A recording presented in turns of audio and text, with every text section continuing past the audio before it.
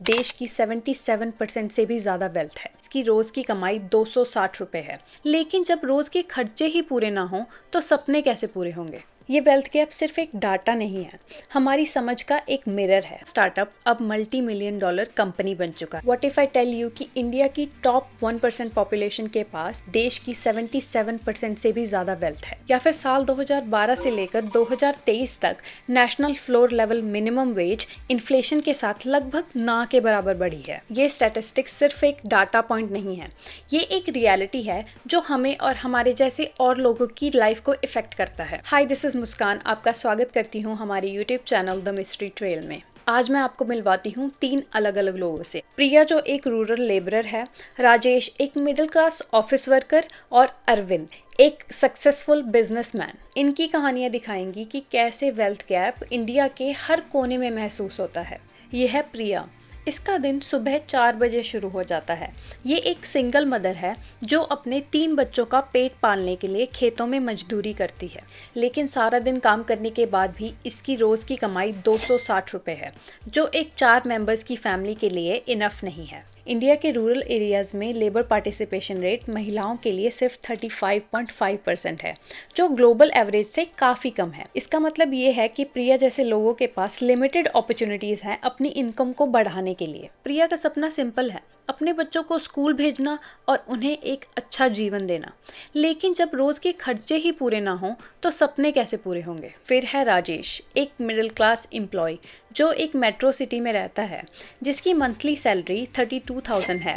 लेकिन हर महीने खर्चे और सेविंग के बीच का गैप बढ़ता ही जा रहा है। अर्बन इंडिया में मेल्स का लेबर पार्टिसिपेशन रेट लगभग 70% है, जबकि फीमेल्स का सिर्फ 23.4% है। राजेश और उसकी वाइफ दोनों ही जॉब करते हैं, लेकिन उनकी इनकम का एक बड़ा हिस्सा उनके बच्चे की प्राइवेट एजुकेशन और राइजिंग हेल्थ केयर कॉस्ट में चला जाता है। राजेश का सपना है कि वो अपने बच्चे को एक बेटर फ्यूचर प्रोवाइड कर सके। गवर्नमेंट स्कूल्स में आज भी क्वालिटी एजुकेशन की कमी है, इसीलिए वो अपने बच्चे को एक प्राइवेट स्कूल में पढ़ा रहा है ताकि उसके बेटर फ्यूचर का सपना पूरा हो सके।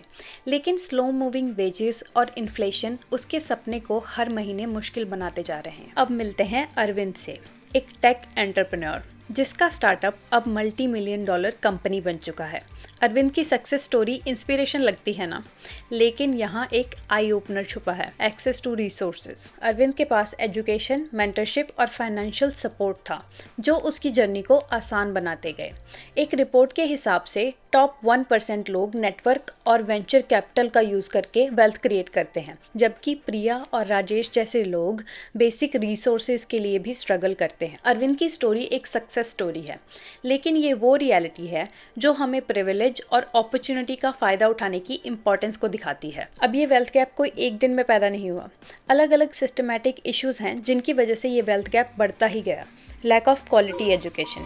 प्रिया के बच्चों जैसे ऐसे कई बच्चे हैं जो बिना एजुकेशन के बड़े होते हैं। एक डाटा के मुताबिक इंडिया में करीब 1.2 मिलियन बच्चे बिना एजुकेशन के रह गए हैं। Rising cost of living. Rajesh जैसे लोगों के लिए हेल्थ केयर और एजुकेशन के बढ़ते खर्चे उन्हें फाइनेंशियल बर्डन के नीचे दबा देते हैं। इन्फ्लेशन का इम्पैक्ट मिडिल क्लास को सबसे ज्यादा होता है। Opportunities leveraged by rich. Arvind जैसे लोग फाइनेंशियल नेटवर्क और एक्सेस टू कैपिटल का फायदा उठा के अपनी वेल्थ को बढ़ाते हैं, लेकिन प्रिया और राजेश जैसे लोगों के पास ये एक्सेस ही नहीं होता। अब सवाल ये है कि इस वेल्थ गैप को कम कैसे कर सकते हैं। इसके सॉल्यूशंस कुछ ऐसे हो सकते हैं। Quality education.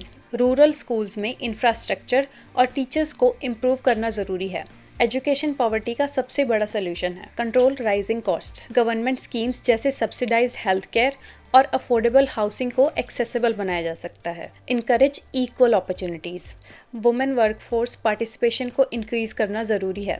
एक डाटा के मुताबिक अगर वुमेन वर्कफोर्स 16% बढ़ती है तो जीडीपी में 700 बिलियन का बूस्ट हो सकता है, लेकिन इसके साथ साथ उनकी सैलरीज में भी बढ़ोतरी होनी चाहिए। Progressive taxation. अल्ट्रा रिच पर हायर टैक्सेस और वेलफेयर स्कीम्स को लॉन्च करना एक अच्छी स्ट्रेटजी हो सकती है। फाइनेंशियल एजुकेशन बेसिक कॉन्सेप्ट्स जैसे बजटिंग, सेविंग और इन्वेस्टिंग सिखाती है, जो लो और मिडिल क्लास ग्रुप्स को अपने लिमिटेड रिसोर्सेज को सही तरीके से मैनेज करने में मदद करता है। कंपाउंड इंटरेस्ट जैसे कॉन्सेप्ट्स को समझकर वो अपनी लॉन्ग टर्म फाइनेंशियल ग्रोथ के लिए बेस्ट डिसीजंस ले सकते हैं। प्रिया के बच्चों के सपने, राजेश की फाइनेंशियल सिक्योरिटीज और अरविंद की सक्सेस, ये सब एक दूसरे से जुड़े हैं।